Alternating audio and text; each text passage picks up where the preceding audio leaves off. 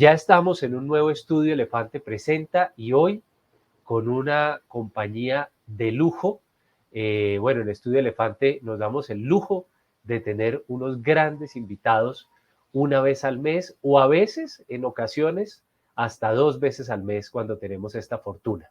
Hoy nos acompaña un partner de Estudio Elefante, una empresa que decidió permitirnos ser partner de ellos este año. Y nos acompaña una persona que me convenció a mí, como director general de la firma, de solicitar esa alianza con ellos. No porque me hubiera intentado vender una idea, sino porque realmente cuando asistí a un encuentro como el que ustedes van a presenciar en estos momentos, me convencí. Se trata de Juan J. Moreno. Juan J. Moreno es el fundador de Integradoc y de Floxu. Es una persona que realmente vibra con lo que está haciendo, y es doctor en ingeniería de software. Y digo que vibra con lo que está haciendo porque para haber llegado a los resultados que han llegado con estos dos desarrollos, realmente se necesita estar apasionado por el software y por el desarrollo de soluciones. Les decía que conocí a Juan J. hace, no sé, a primer semestre de este año en un webinar al que invitó a varias personas de diferentes instituciones educativas en Latinoamérica. Y allí, Juan J., te lo puedo confesar ahora abiertamente, porque en ese momento yo hacía parte del público y no quería hacer preguntas irreverentes. Yo asistí a ese webinar con una idea en mente. Yo venía de trabajar, más de 15 años en un sector como la educación superior, había durado más de 10 en una universidad y había presenciado cómo se integraba un sistema en teoría para solucionar las necesidades de transformación digital que tenía esa universidad. Digo en teoría, Juan J., y lo digo con todo el respeto del mundo por todas las soluciones, pero digo en teoría porque observé cómo durante más de 3 años se realizó la implementación de este software, con algunas victorias tempranas, con algunos buenos resultados, pero con profundas decepciones en otros frentes. Y había un dolor con el que yo salí de esa institución, y era ver cómo cuando se necesitaba cambiar algo en algún proceso, casi que era mejor archivar esa solicitud de cambio, porque la respuesta siempre pasaba por volver a activar el equipo de consultoría, volver a incurrir en costos de desarrollo y estar preparado para un proceso de desarrollo que en el mejor de los escenarios iba a tomar un semestre.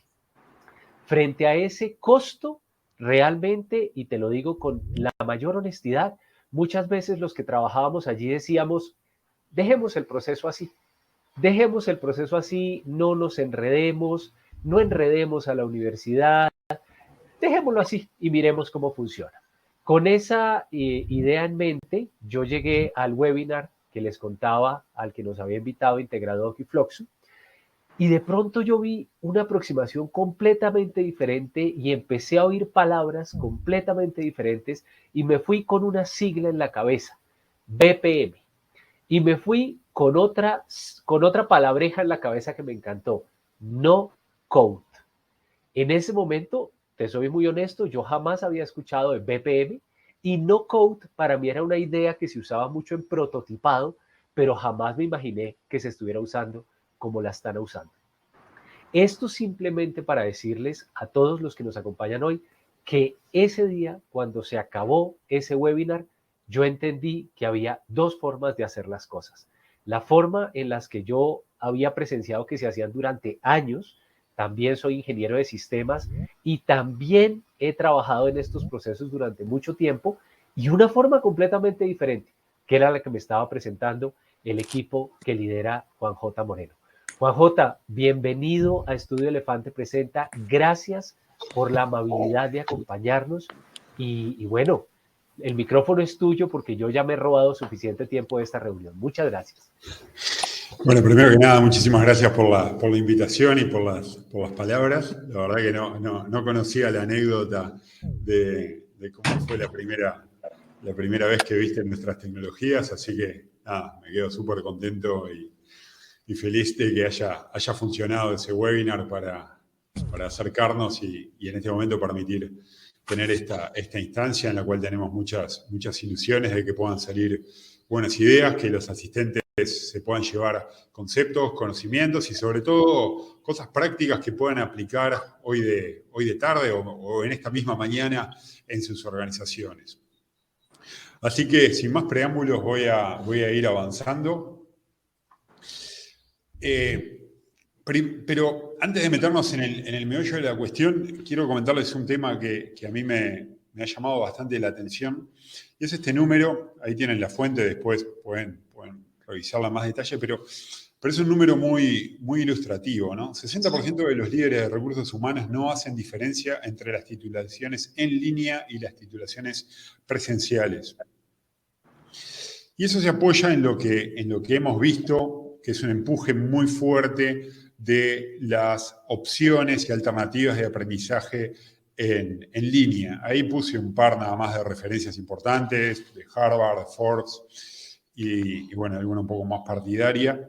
Pero, a ver, esto que nosotros percibimos está sucediendo y genera una presión muy fuerte en las entidades educativas tradicionales, las universidades, los colegios, las instituciones no universitarias, pero sí de educación superior, porque, bueno, la educación online genera una presión muy fuerte, básicamente en 4 dimensiones: en el costo, en la flexibilidad para los asistentes, en la accesibilidad para aquellos que directamente no podrían ir presencialmente, y en las metas de carrera. En las 4 dimensiones genera una presión importante que obliga a las instituciones educativas a transformarse digitalmente y avanzar muy rápido en su reconversión, ya sea para incorporar opciones de educación en línea o para mejorar su oferta presencial, o ambas al mismo tiempo. Entonces, lo que estamos viendo en Latinoamérica, pero también en el resto del mundo, y ahora les voy a contar algunos ejemplos de otras regiones, es una transformación digital, pero que tiene que ser mucho más acelerada, que tiene que ser mucho más rápido, porque está siendo mandatoria para sobrevivir. ¿Por qué? Bueno, porque hay una competencia creciente, como veíamos, de las ofertas 100% en línea, con competidores de todo el mundo, donde ya el estudiante no tiene por qué estar en la misma ciudad que la entidad educativa, sino que puede acceder a ofertas de todo el mundo. Y además, ese público, esos estudiantes, están muchísimo más exigentes. A mí me gusta usar la analogía con las high-tech, digamos. Todos los estudiantes utilizan Netflix, Twitter, Instagram, Facebook, Gmail, los productos de Google, y esperan que esa experiencia espectacular que tienen con esos productos high-tech la reciban también de sus entidades educativas. ¿Se entiende lo que digo? Y esto eleva la vara, digamos. Es mayor la exigencia de nuestros alumnos con respecto a nuestros servicios.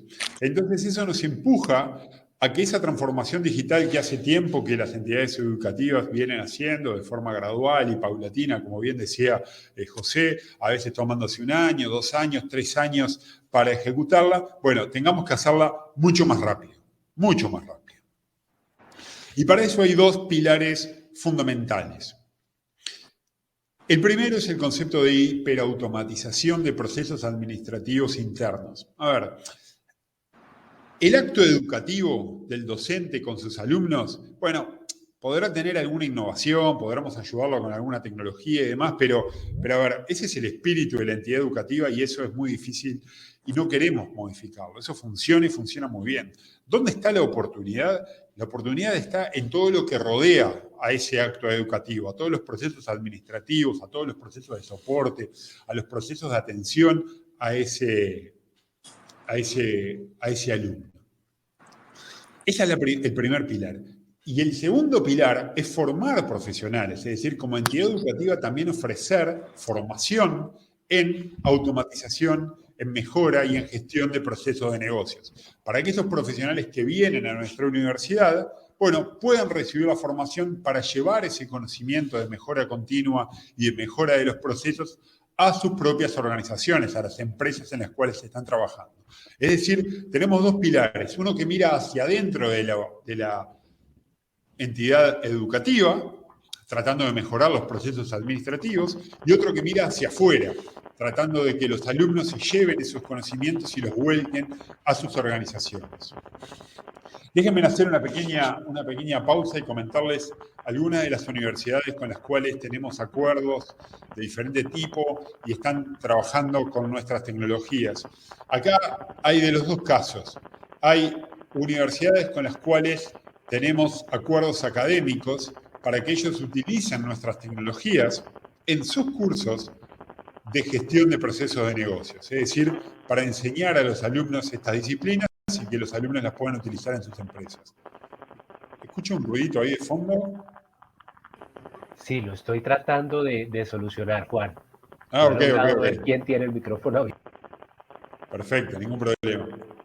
Como les decía, algunas de esas universidades y entidades educativas tienen un acuerdo académico para utilizar nuestra tecnología para enseñar, y ese, por ejemplo, es el ejemplo de la Universidad Javeriana de Bogotá, en Colombia, donde en sus cursos de gestión de procesos utiliza Floxu como herramienta para que los alumnos, usen el producto, digamos. Ahora un poquito más adelante les voy a contar por qué, por qué ese enfoque es muy bueno. Pero antes les quería comentar que no son solo los cursos de ingeniería o de ingeniería en informática. En esos también, pero donde mayor valor agregan es en los cursos no orientados a los ingenieros informáticos, los cursos orientados, por ejemplo, a los administradores de empresas, los cursos orientados a los posgrados, por ejemplo, en el MBA, los cursos orientados a los ingenieros industriales, a los ingenieros mecánicos, hacia los contadores, a todos aquellos profesionales que utilizando las capacidades no-code que mencionaba José al principio, puedan utilizar estas tecnologías para mejorar sus propias organizaciones. El otro grupo grande de universidades y entidades educativas son los clientes, son los que compran nuestra tecnología para mejorar sus propios procesos internos administrativos. Y ahí, por ejemplo, volviendo a los ejemplos de Colombia, tenemos a la Universidad de Cundinamarca, que es un cliente Integradoc hace muchísimos años y que ha hecho una gestión realmente espectacular, pero muy, muy profesional, para mejorar una gran cantidad de procesos internos y automatizarlos con nuestra tecnología, haciendo que su gestión administrativa sea mucho más eficiente. Bien, y después hay ejemplos por todos lados. Obviamente tenemos algunos ejemplos en Uruguay, con la Universidad Católica del Uruguay, que es la primera universidad privada del país, es una universidad jesuita que depende, como todas las universidades católicas del mundo, pero también tenemos algunos casos muy referentes, como la Universidad de Pensilvania, que está en el top 10 de las universidades de Estados Unidos, que utiliza, en este caso, Floxu para automatizar procesos relativos al área de recursos humanos. También tenemos la Universidad de Southern California, que es una universidad que está en el top 20 de Estados Unidos, en el top 20 de Estados Unidos, una universidad muy, muy grande. Tenemos un acuerdo con una universidad en Senegal, que también utiliza Floxu para sus procesos administrativos. Bueno, en definitiva, hay muchos ejemplos de universidades. También tenemos ejemplos en colegios y entidades educativas terciarias, no universitarias. Pero en definitiva, el problema a resolver es el mismo, así que vale el ejemplo y podemos seguir adelante. Entonces, ¿por qué cuando hablamos de transformación digital hablamos también de procesos? Bueno, porque la transformación digital de las organizaciones educativas tiene tres grandes pilares. Obviamente está el pilar tecnológico, porque hay que digitalizar. Después está el pilar de las personas, que es tal vez el pilar más importante, es decir, necesitamos que esas personas cambien su forma de trabajo hacia una forma de trabajo más digital. Y el tercer pilar es el pilar de los procesos, porque los procesos son los que sustentan esa operativa, tanto administrativa como académica. Y hoy nosotros vamos a focalizar en ese pilar, en el pilar de los procesos que nos permitan colaborar, o sea, que las personas colaboren para alcanzar uno de los objetivos de la organización, eliminando el papel, las planillas infinitas, esas que tienen chiquicientas columnas y 25.000 filas, o los mails, esos hilos de mail que tienen 50 respuestas, 70 respuestas y nunca encontramos la información, o aún peor, las comunicaciones desestructuradas por WhatsApp, donde lo que sucede al final es que no estamos gestionando bien el conocimiento y cuando necesitamos algo, ¿qué pasa? Perdemos horas buscándolo entre, de nuevo, chiquicientos mails, unas planillas interminables o unos WhatsApp que nadie sabe dónde están. Además, estos procesos nos van a permitir el trabajo remoto, que hoy ya es un estándar, es impensable no ofrecer alguna modalidad de trabajo remoto y asíncrono. Y lo más importante, nos van a permitir generar KPIs, indicadores de rendimiento, indicadores que nos permitan ver objetivamente dónde están los problemas para poder mejorar nuestros procesos. Entonces, ya desde un punto un pelín más académico, la disciplina de gestión de procesos de negocios propone 4 grandes etapas. La primera es modelar formalmente esos procesos. Son procesos que están en la cabeza de las personas, porque las personas saben cómo funcionan y por dónde van las cosas y qué es lo que hay que hacer en cada etapa. Bueno, sacarlo de la cabeza de las personas y llevarlo a un modelo formal, a un diagrama, a un dibujo, pero que luego podamos meter en una herramienta, en un gestor de procesos de negocios, para que se ejecute. Y ese proceso, tal como lo habíamos definido, funcione luego en un software donde todas las personas trabajarán y colaborarán. Y a partir de esa ejecución podamos medir, generar indicadores, KPIs, que nos ayuden a encontrar dónde están los problemas, dónde están los cuellos de botella de esos procesos para introducir mejoras y así entrar en un ciclo de mejora continua que nos permita mejorar continuamente nuestros procesos. ¿Y por qué digo que BPM es una disciplina? Porque involucra, por supuesto, tecnologías, pero también involucra metodologías. No es solo software. Es software, por supuesto, pero también hay una metodología de trabajo, hay una metodología de relevamiento y de modelado de esos procesos, hay una metodología de mejora continua y de análisis objetivo de indicadores para introducir mejoras que hacen que ese círculo virtuoso realmente funcione y sea sustentable en el largo plazo. Y acá vuelvo a la introducción que hacía José, que me pareció súper ilustrativa y traía desde la honestidad de haberlo vivido. De nada sirve poner una solución de gestión de procesos si no podemos hacer ese circuito de mejora continua. Es decir, si cuando tenemos que introducir un cambio y una mejora, eso nos cuesta mucho tiempo, nos cuesta mucho dinero, o es riesgoso, el sistema va a funcionar mal, bueno, va a pasar lo que comentó José, la gente no va a querer introducir mejoras. Y el no querer introducir mejoras lleva a que lentamente ese sistema pierda vigencia, se torne obsoleto hasta que un día no sirve para más nada. Entonces es absolutamente clave no solo hacerlo bien la primera vez, sino además poder introducir mejoras continuamente. Eso está en el ADN, está en el espíritu de la disciplina de BPM. Por ende, tenemos que tener una solución tecnológica que nos permita ejecutar esos círculos y que introducir mejoras no sea una cosa tremendamente difícil, tremendamente cara y que lleve muchísimo tiempo. ¿Se entiende? Muy bien. Avanzando un pelín, yo les quiero comentar que para modelar los procesos, y esta es la etapa más visible, es la primera etapa y es la que en general todos más o menos conocemos, bueno, existe una notación que es un estándar. Bien, porque diagramas de flujos y cajitas con flechitas todos conocemos, todos hicimos y más o menos todos los entendemos. Pero bueno, como queremos modelar el proceso pensando en luego automatizarlo en una herramienta, necesitamos un poquitín más de formalismo. Y para eso es que se desarrolló esta notación que se llama BPMN, por Business Process Model and Notation, que es un estándar de la OMG. Ahí está la URL si alguno quiere leer más en detalle, pero que tiene la magia de que es lo suficientemente fácil e intuitiva como para que un usuario de negocios la pueda entender y utilizar. No tiene que ser un usuario informático, no tiene que ser un ingeniero de sistemas. Puede ser un usuario de negocios que realmente la entienda y modele procesos con ella.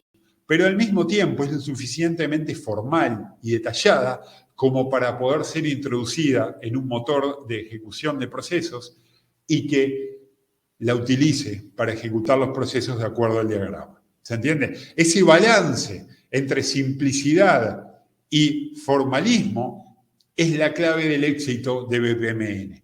Porque teníamos notaciones muy fáciles de usar por los usuarios, pero eran tan informales que eran imposibles de meter en una herramienta de automatización. Y por el otro lado, también existían antes herramientas de diagramado muy formales, pero que eran muy difíciles de entender para el usuario de negocios. Bueno, BPMN logró balancear ambas cosas y entregar una solución que sirve para el usuario de negocios y al mismo tiempo puede ser metida en una herramienta de ejecución para ejecutar ese proceso. Muy bien. Dando un pasito más, y de nuevo, yendo a lo que José comentaba al principio de las herramientas no-code o low-code, básicamente la diferencia es que low-code permite algo de programación, por eso es low, es poca programación, y no-code implica tratar de que no se programe nada, que sea 100% configuración sin codificar.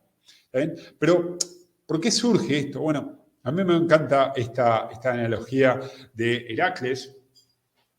Heracles tenía un problema, digamos, había un problema que era que había un toro que era bastante malo, digamos.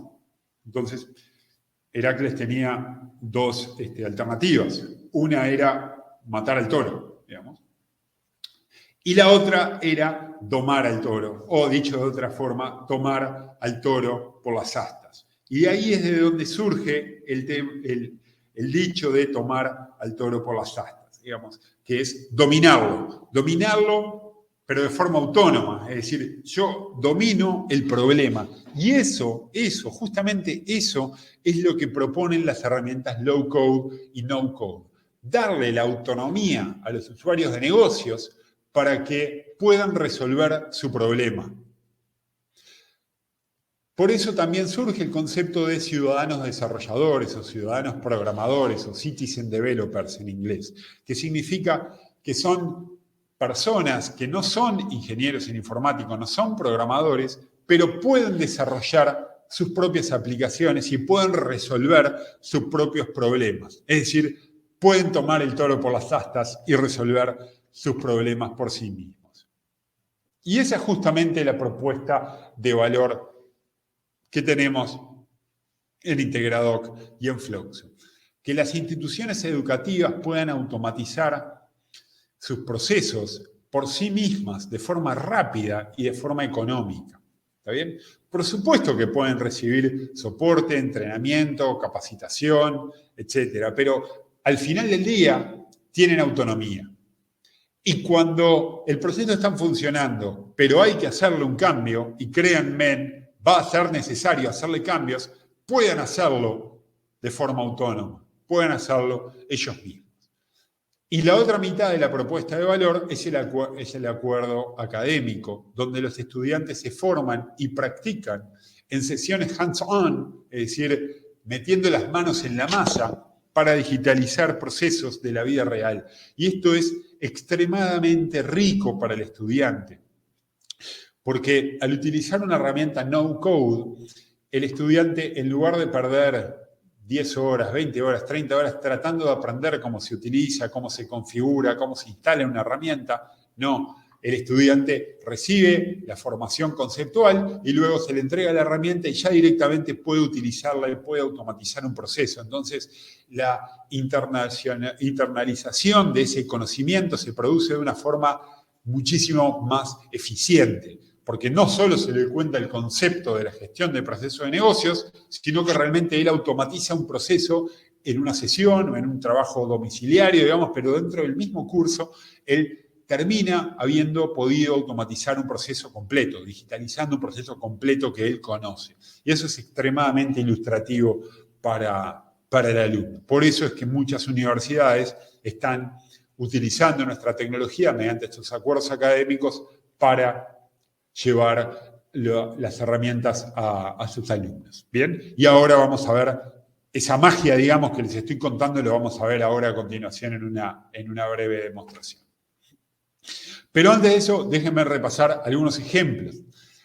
Algunos ejemplos que hemos visto con mucho éxito en instituciones educativas que han automatizado procesos, por ejemplo, de recursos humanos, como por ejemplo nuevos puestos, es decir, la definición de un nuevo puesto.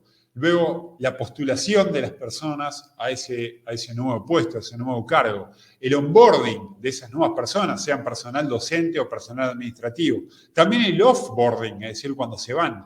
La solicitud de adelantos de sueldo, las rendiciones de viáticos, los avisos de ausencia inesperada. Esto en la época del COVID fue muy, muy utilizado. Es decir, las personas de repente les daban un test PCR positivo y ya no podían ir, o se enteraban que tuvieron contacto con un positivo el día anterior y ya no podían ir. Entonces, el aviso de ausencias inesperadas fue muy utilizado. Las evaluaciones de desempeño también.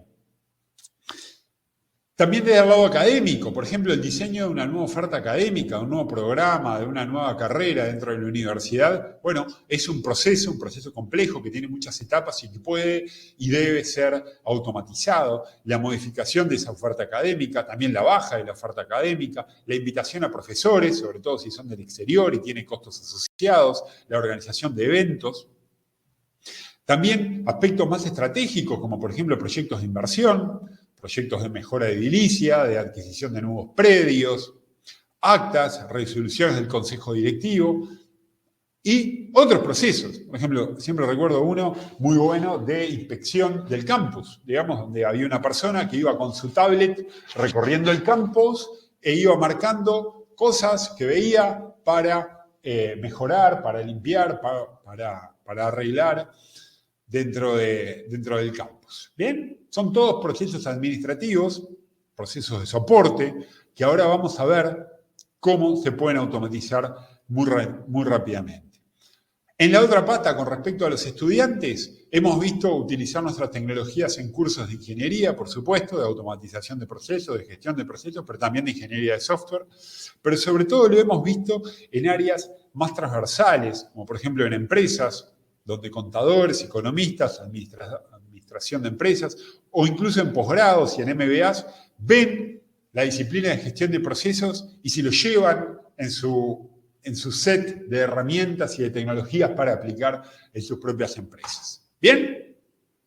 Bueno, muy bien. Hasta acá, preguntas, comentarios. A mí me gusta que me hagan preguntas, así que si no tienen ninguna, vayan pensando porque después les voy a pedir encarecidamente que me hagan alguna pregunta. Si no, pasamos a la demo, pero bueno, alguna preguntita ahora para intercambiar vendría bien. A ver, vamos a mirar ahí, manos.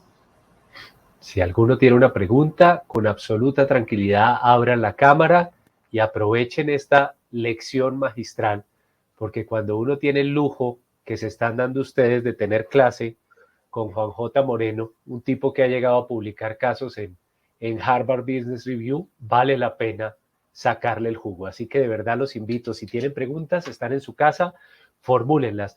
Juan, yo sí quisiera hacerte una pregunta aprovechando este break que has abierto. Te estoy escuchando por tercera vez una presentación de estas. Entiendo cada vez más cosas y me encantan y por supuesto el proceso de formación que recibimos los partners también me trae de otra manera a este encuentro. Pero me queda a mí una inquietud. Esta herramienta, como ustedes la han concebido, es una herramienta que claramente empodera. Esta es una herramienta que está empoderando y ese concepto de ciudadanía de los programadores ciudadanos me parece sensacional. Pero pensemos en una organización como una universidad, una institución de educación superior. Ese empoderamiento ustedes lo han concebido para que los equipos dentro de la institución generen, diseñen y pongan en marcha sus propios procesos. O sea, de alguna manera estás descentralizando el proceso de transformación digital y si es así, que sería sensacional, ¿cómo logras que esa descentralización no te genere conflicto, pues como con lo que se espera a nivel organizacional, que nadie se vaya a inventar un proceso que te genere después un lío a nivel de la institución. ¿Cómo lo ven? Excelente, gracias por el centro, digamos, como decimos acá en Uruguay. Gracias por el centro, así podemos cabecear. Es muy bueno el tema, es muy importante. Hemos visto los dos escenarios, ¿está bien? Hemos visto el escenario de que la universidad define una oficina de procesos, y ese sería el escenario centralizado, donde hay una oficina de procesos que no programa, que son, por ejemplo, un equipo compuesto por un administrador de empresas y un ingeniero industrial, por ejemplo. Ese es un caso real que hemos visto, donde esa unidad central releva procesos de la universidad y los automatiza en la herramienta. ¿Se entiende? Es decir, hay un organismo centralizado en la universidad que no programa, que no son programadores, pero que sí tiene la visión global de la universidad y va automatizando procesos gradualmente. Eso, por supuesto, que funciona muy bien, porque nada, es como el sueño hecho realidad, digamos, tiene todo lo que necesita, tiene la visión global de la universidad, tiene personas dedicadas a ello, tiene capacidad para responder cuando se necesitan cambios y tiene el conocimiento para hacerlo. Eso funciona espectacular. Pero también hemos visto, y muchas veces es la forma de empezar rápido, que empiece totalmente descentralizado en una pequeña unidad, en una pequeña área de la organización, de la universidad, por ejemplo, que tiene una necesidad puntual, que el departamento de sistemas no lo puede atender, o no tiene tiempo, no tiene recursos, y esa pequeña área resuelve su necesidad de forma autónoma. ¿Se entiende? ¿Qué es lo que pasa después? Cuando eso funciona bien, eso empieza a permear y el resto de la universidad empieza a mirar y dice, oh, mira qué bueno lo que hicieron allá. No podemos replicarlo. Bueno, y ahí el proyecto empieza a escalar. ¿Se entiende?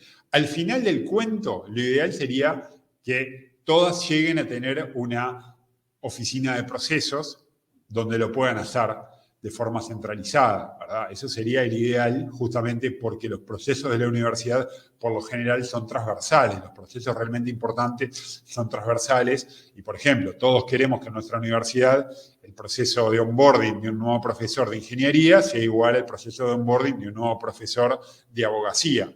¿Se entiende? Queremos esa uniformidad en los procesos. Pero bueno, hay veces que para llegar a ese destino necesitamos empezar con algo más tangible y más viable en el corto plazo. Entonces, por ejemplo, en uno de los ejemplos que les comentaba de una de las universidades más grandes de Estados Unidos, que es cliente nuestro, empezó así. Empezó dentro de toda la universidad, dentro de una facultad específica, un pequeño departamento para su proceso de onboarding.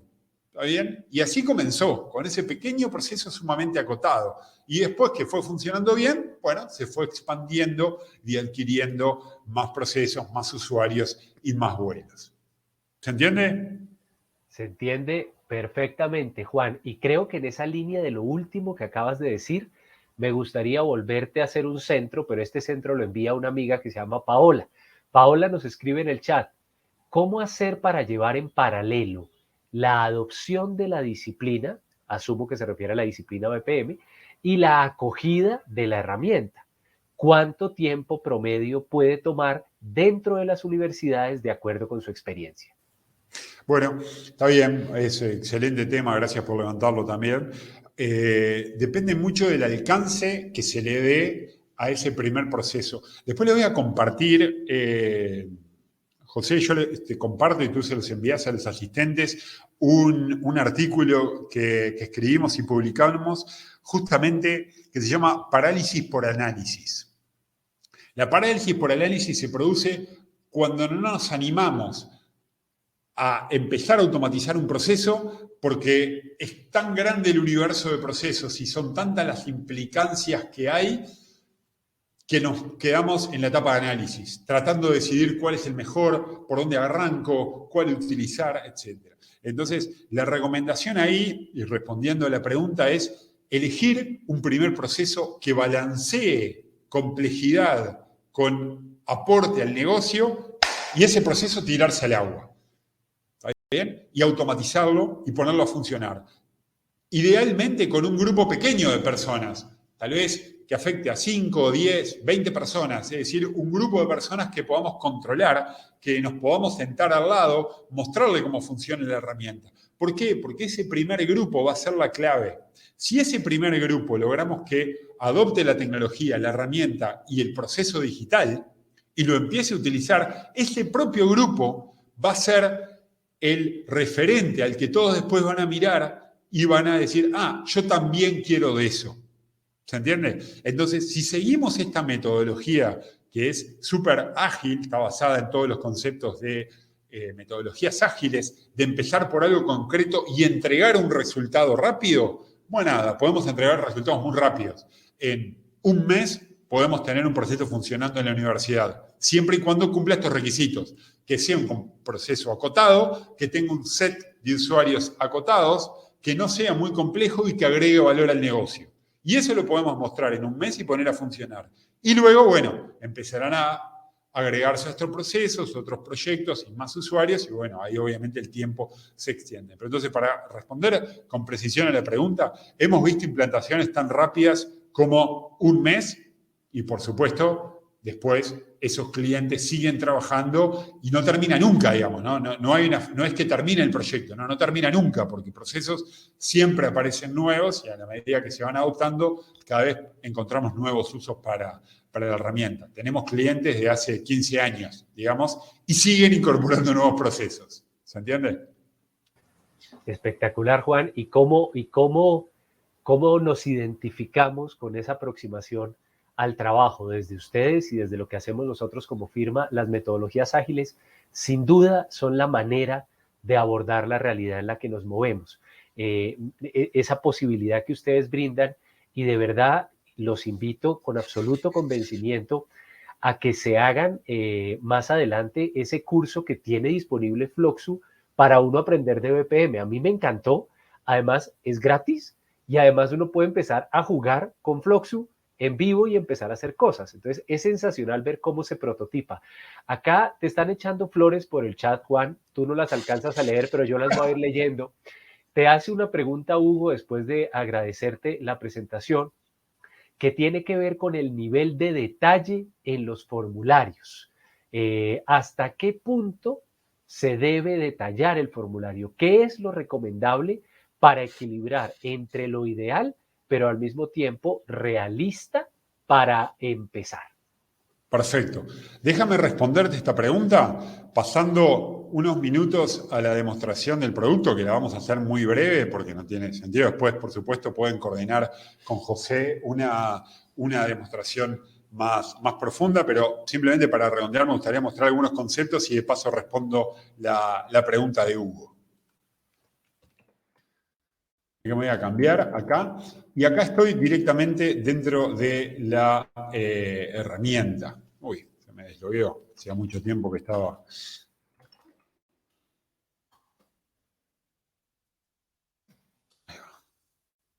Acá estoy directamente dentro de la herramienta. Entonces, cuando queremos modelar un proceso, yo aquí voy a tomar un proceso que ya tengo creado.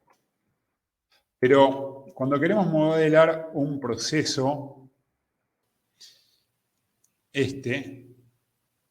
cuando queremos modelar un proceso en Floxu o Integradoc, tenemos dos grandes componentes. El primer componente es el formulario. El formulario es el que va a almacenar los datos relevantes de ese proceso. Entonces, tomemos un ejemplo concreto que es el postulación docente. Es decir, cuando abro un llamado y quiero recibir las postulaciones de los docentes para ese llamado. ¿Está bien? Entonces, ¿qué tendría que tener ese formulario? Bueno, tendría que tener el nombre del docente que se postula, el email, en qué ciudad, a qué ciudad se postula, por ejemplo, a qué facultad postula. Podría tener una tabla de especializaciones, por ejemplo, en qué área se especializó, cuántos años de docencia en esa área y si tiene papers arbitrados. Y, por supuesto, va a tener que subir el currículum vitae.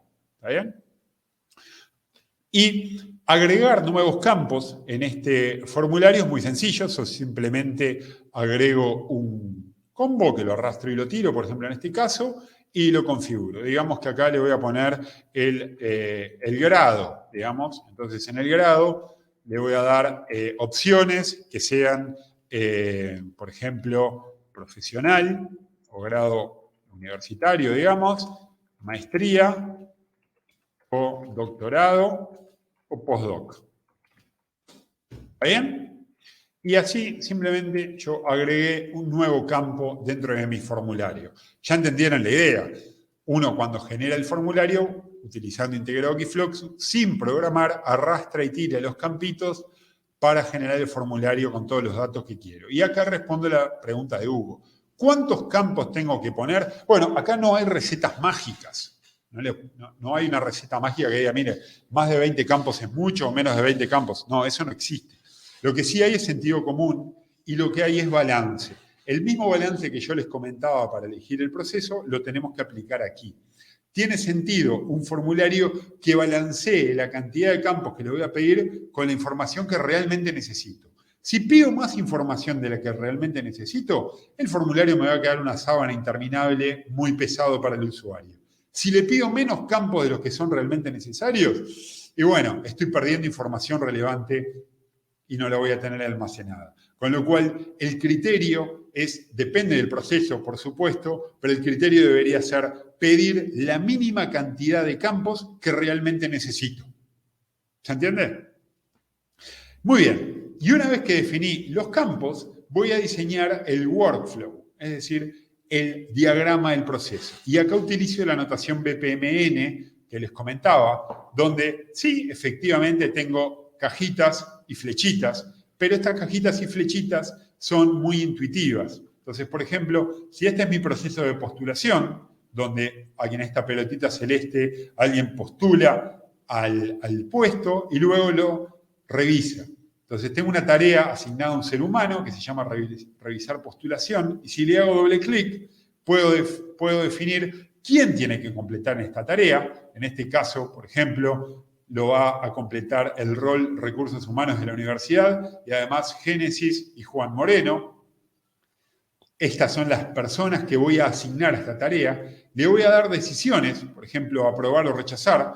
Recibida la postulación, la puedo aprobar o rechazar. Y muy importante, le voy a definir una duración. ¿Cuánto tiempo espero que tome completar esta tarea? Por ejemplo, 3 días hábiles sin sábados ni domingos. Y luego voy a tener un gateway que me va a separar. Si rechazo el postulante, le enviaré un mail agradeciéndole. Y si lo apruebo, irá a una revisión del decano, que nuevamente podrá rechazar o podrá aprobar. Por supuesto, el decano será dependiente del campo facultad a la que postula, digamos. Y una vez que el decano aprueba, le daré de alta a esa persona, o sea, será una nueva tarea asignada a otro rol dentro de la universidad.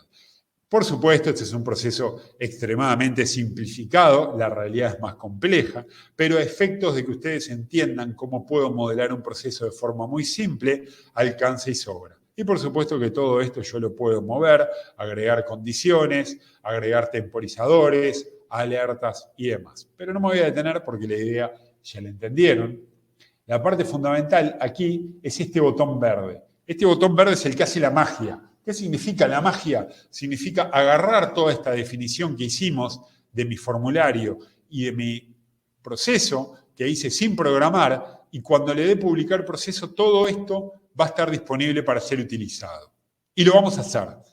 Voy a ir a la configuración del proceso y miren lo que voy a hacer. Voy a habilitar el formulario público y les voy a compartir en el chat a ustedes esta URL para que le hagan clic y puedan postular este proceso.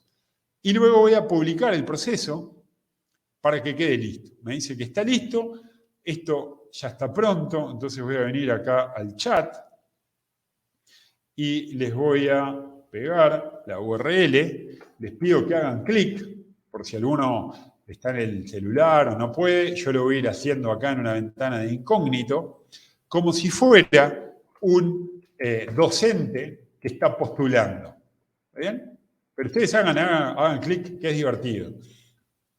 Yo acá me voy a postular, voy a decir que yo soy Juan J, mi mail es jmoreno@integrado.com Mi grado es doctorado, mi ciudad es, en este caso, digamos que voy a postular a Bogotá para la Facultad de Ingeniería y mi área de especialización es BPM, años de docencia 21 y papers arbitrados, por suerte, tengo varios.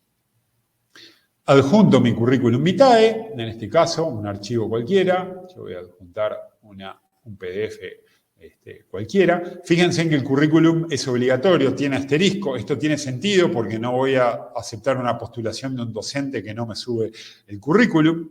Le digo que no soy un robot, me cree, y le doy enviar. ¿Está bien? Entonces, miren qué interesante lo que va a suceder ahora. Ahora me voy a cambiar el sombrero y ahora voy a decir que soy una persona que trabaja en recursos humanos de la universidad y que en su bandeja de entrada, empieza a recibir todas las postulaciones. Fíjense que acá ya recibí 3, de José Andrés, de Juan y de Génesis. Entonces voy a entrar a la postulación de José Andrés, la miro, veo que tiene un título de maestría, me puso una, perfecto, me hizo un print screen, me adjuntó su currículum, puedo poner un comentario, puedo poner perfil interesante, lo apruebo para revisión del decano. ¿Está bien? Publico ese comentario, podría agregar más adjuntos si quisieras. Y acá tengo los 2 botones que habíamos definido como decisiones en esta primera etapa del proceso. Aprobar o rechazar. En este caso lo voy a aprobar y esta postulación se va a mover a la siguiente etapa dentro de mi proceso. Y mientras me siguen cayendo. Fíjense, acá me llegó otra de Fernando, que está en Cali y también es docente de ingeniería, que también la voy a aprobar. Y por otro lado veo que acá llegó la postulación de Génesis, que la tengo acá, la de Génesis, por ejemplo, la de Génesis la voy a mirar y la voy a rechazar, simplemente para cambiar un poco la dinámica. Bueno, a ver, con esto ya entendieron cómo funciona, digamos, es súper intuitivo. Y esto ayuda a lo que les comentaba y a la pregunta que me hacían de poder mostrar resultados rápidamente. Es decir, modelamos el proceso, lo desplegamos y ya lo podemos poner a funcionar y los usuarios lo pueden empezar a utilizar. Y una vez que lo empiecen a utilizar, podemos empezar a ver cómo funciona. ¿Y cómo vemos cómo funciona? Tenemos un dashboard en el cual podemos ver todos los procesos que están desplegados en mi organización, cuántas tareas están en plazo, cuántas están vencidas, y además puedo ver cómo se distribuyen esas tareas en cada uno de mis procesos. Entonces, vamos a agarrar alguno de ejemplo, por ejemplo, este. Y si le hago clic, puedo ver cuántas tareas tengo en cada una de las etapas de mi proceso y cuál es el tiempo promedio de cada una de ellas. Es decir, lo que estoy teniendo acá son indicadores, tanto en tiempo real como de forma histórica, que me permiten ver cómo está funcionando mi proceso, detectar cuellos de botella, detectar oportunidades de mejora. ¿Para qué? Para extraer alguna conclusión, pero una conclusión basada en datos objetivos y no en percepciones, para mejorar mi proceso. Y esto es como ir al médico, digamos. A veces tenemos un síntoma que es que nos dicen, el proceso está lento, todo se demora, todo lleva mucho tiempo. Bueno, fantástico, ese es el síntoma, ¿está bien? Pero ¿cómo llegamos al diagnóstico? Para llegar al diagnóstico necesitamos indicadores de ese proceso, necesitamos medidas que me digan, mirá, de todas las etapas que tiene este proceso, la que está insumiendo más tiempo es esta. Entonces, ahí estoy haciendo un diagnóstico basado en datos objetivos para poder introducir una mejora, por ejemplo, una alerta, un aviso en esa etapa y ayudar a que no demore tanto. Y ahí estoy completando mi ciclo de mejora continua, porque lo modelé, lo ejecuté, lo medí y luego extraje conclusiones que me permitan introducir mejoras dentro de ese proceso. ¿Qué debería hacer? Nada, volver a la definición del proceso y modificarlo. ¿Bien? Nos quedan 5 minutos para cumplir estrictamente con el horario prometido, así que de mi lado, de parte de la demo, estoy, pero sí me gustaría recibir algunas preguntas más, así que abrimos el espacio Y te de siguen llegando, preguntas. Juan J. No creas que lo vamos a lograr tan a tiempo. Paulo nos envía, por supuesto, su felicitación por la presentación que estás realizando y nos dice, de estos datos capturados, ¿se puede hacer analítica o descargar la información para hacerla? Sí, excelente, gracias por levantar el punto. Es un tema muy importante porque lo voy a dividir en dos partes la pregunta, la respuesta. Desde la caja Integradoc y Fluxus ya proveen un montón de estadísticas prontas, que son las que vimos hoy. Y esto es muy importante porque no tenemos que hacer nada, simplemente con utilizar el proceso ya tenemos un conjunto básico de estadísticas que nos van a permitir entender y mejorar el proceso.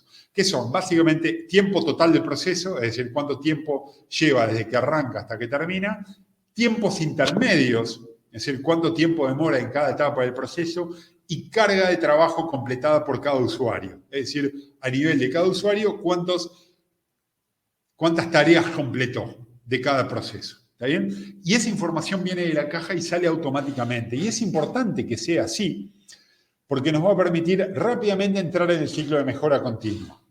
¿Qué es lo que va a pasar? Que una vez que tengo esa información en la siguiente iteración, en el siguiente ciclo, vas a necesitar más información. Y me vas a decir, perfecto, ¿cómo hago para tener más información? Para volcar toda esa información en una herramienta de inteligencia de negocios que me permita construir un cubo y hacer análisis, slice down y profundizar en esa información con mucho más profesionalismo. Bueno, perfecto, es una segunda etapa y es perfectamente posible.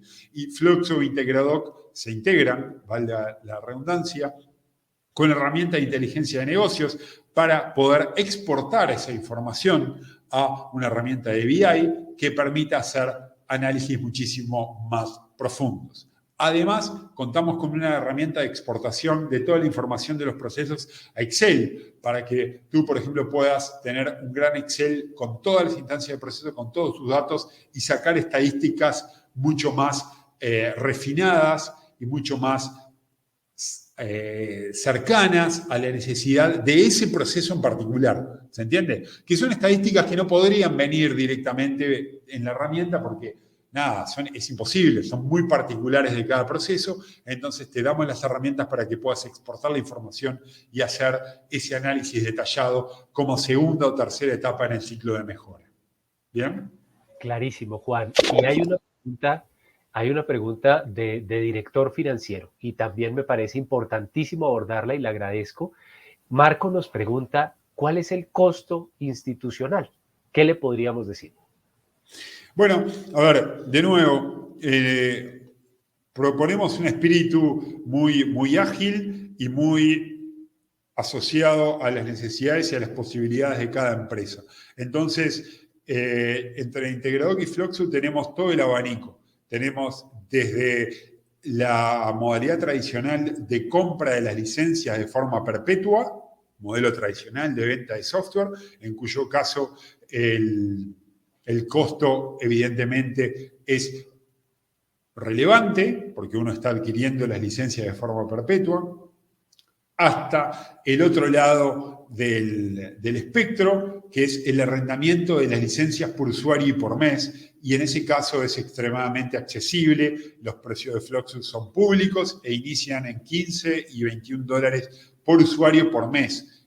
Entonces, para bajarlo a tierra, si dijéramos queremos hacer una prueba piloto de 10 usuarios durante 3 meses, lo arreglamos con 500 dólares. ¿Se entiende? Entonces, es extremadamente accesible y está muy baja la barrera de entrada para poder hacer una prueba piloto con pocos usuarios y mostrar resultados. ¿Está bien? Y eso es importante porque, de nuevo, se alinea al espíritu ágil de poder hacer un primer proceso, ponerlo a funcionar y mostrar resultados rápidamente.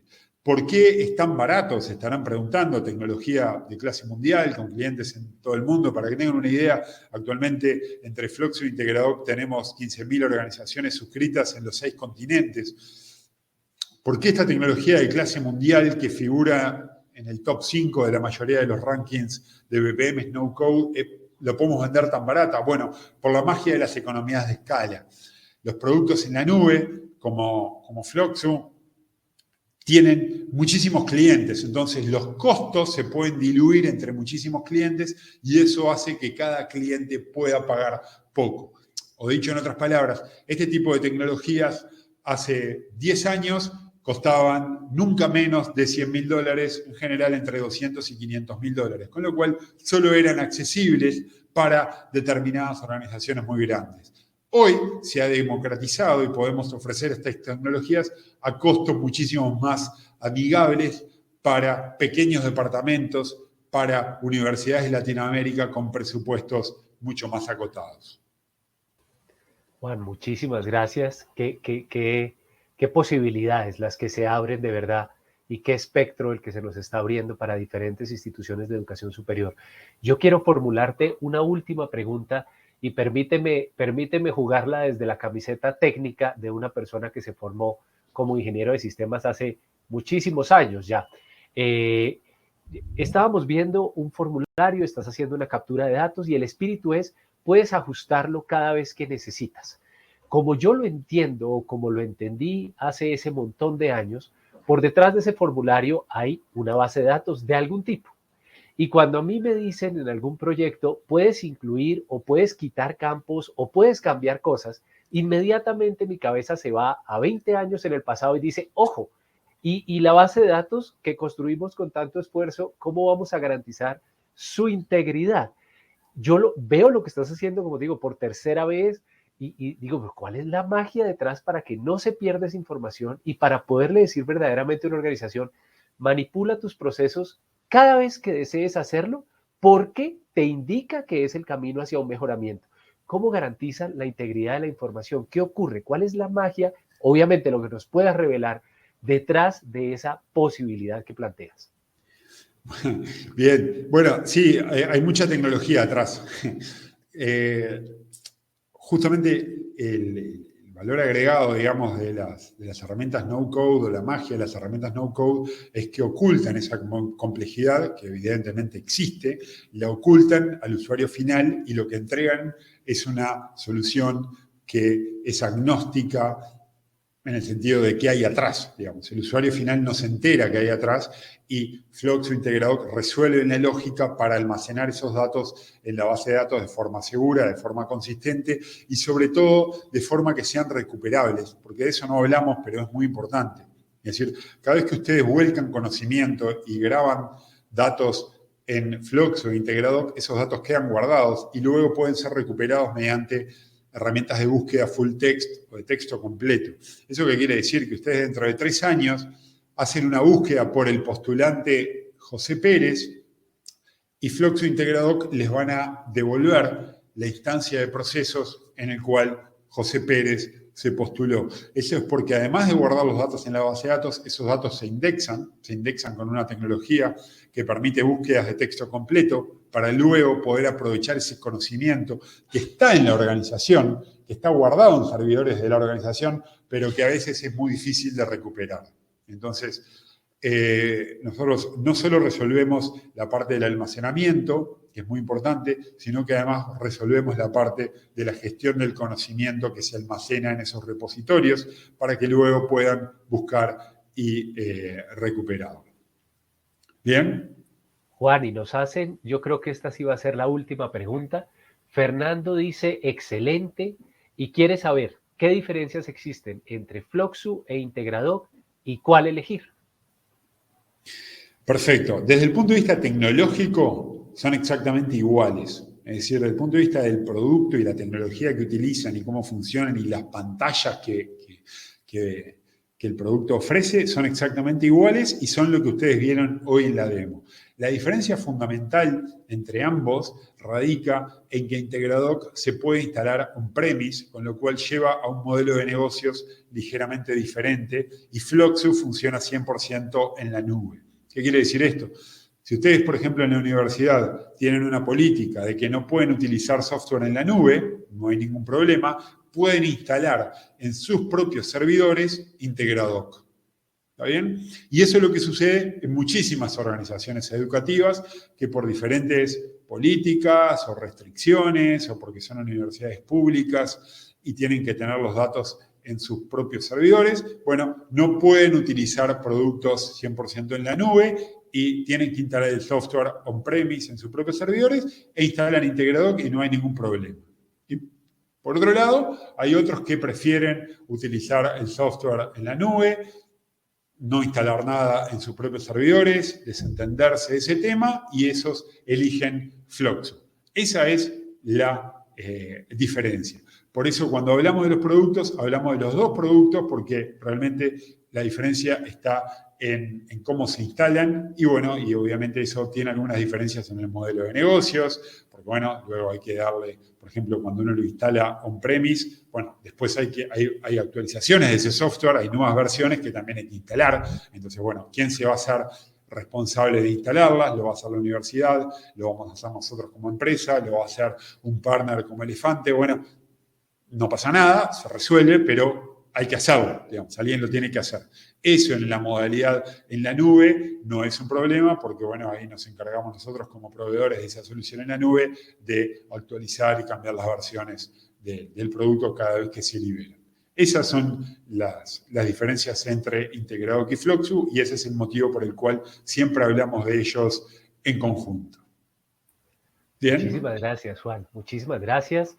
Realmente creo que hemos tenido una conversación absolutamente genial, unas explicaciones de una persona que se ve que tiene una gran experticia para hacer comprensibles de una manera muy sencilla temas que, como tú lo manifiestas, por detrás tienen una complejidad que nos sacaría corriendo a varios.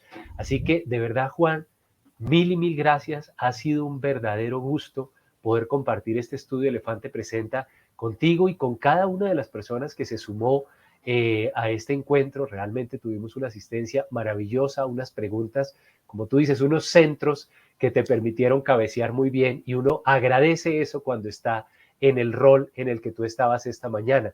Así que mil gracias para cada una de las personas que nos acompañaron. Muy pronto quiero decir, depende de lo que se demore en bajar de la nube la grabación de este encuentro, estaremos procesándolo y les estaremos haciendo llegar la grabación a cada uno de ustedes para que puedan volver a revisar y a escuchar lo que Juan nos ha contado y, por supuesto, para que quedemos en contacto, porque estoy absolutamente seguro que a más de uno de los que está hoy acá le pasó lo que me pasó a mí la primera vez que escuché a este señor.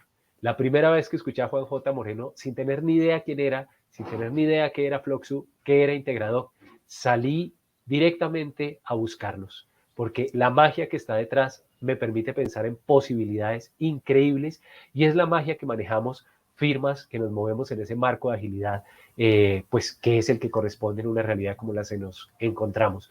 Mil gracias, espero verlos pronto en nuestro siguiente estudio Elefante.